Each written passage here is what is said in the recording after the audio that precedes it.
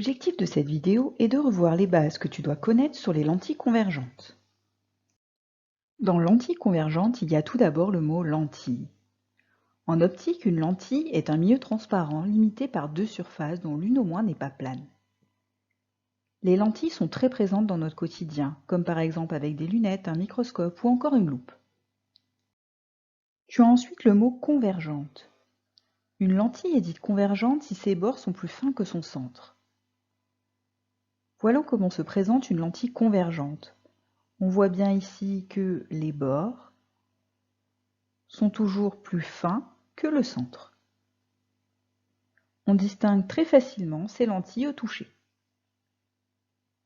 En physique, pour schématiser une lentille convergente, on utilise une double flèche. On reconnaît la forme de la lentille convergente vue précédemment en prolongeant ces flèches. On dessine généralement, au milieu de cette lentille convergente, un axe en pointillé qu'on appelle axe optique. Tu dois également connaître les points caractéristiques d'une lentille. Le premier point caractéristique est l'intersection entre la lentille convergente et l'axe optique. L'intersection entre ces deux axes s'appelle le centre optique, qu'on note O. Si on considère que la lumière arrive par la gauche, alors du côté gauche de la lentille, on aura le foyer objet qu'on note F. Et à droite de la lentille, on aura le foyer image que l'on note F'. Pour savoir où placer F et F', tu auras besoin de la distance focale. La distance focale est propre à chaque lentille. Cette distance focale est la distance entre O et F, mais c'est aussi la distance entre O et F'.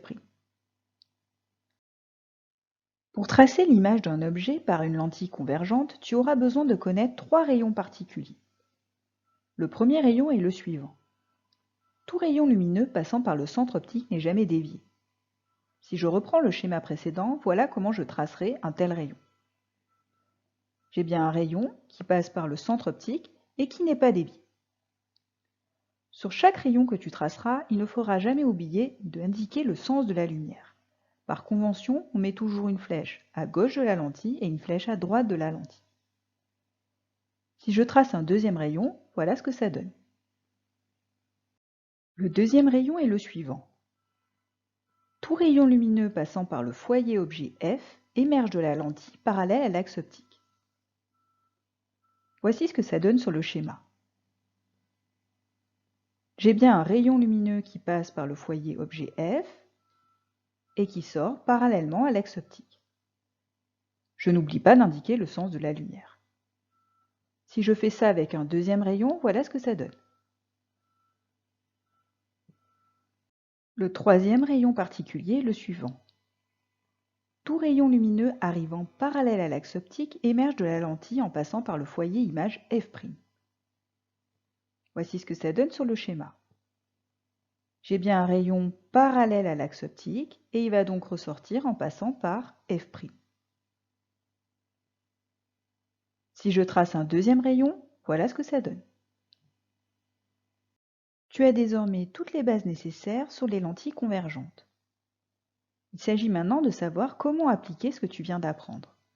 Pour cela, je t'invite à regarder la vidéo suivante qui te permettra de construire une image réelle à partir d'une lentille convergente.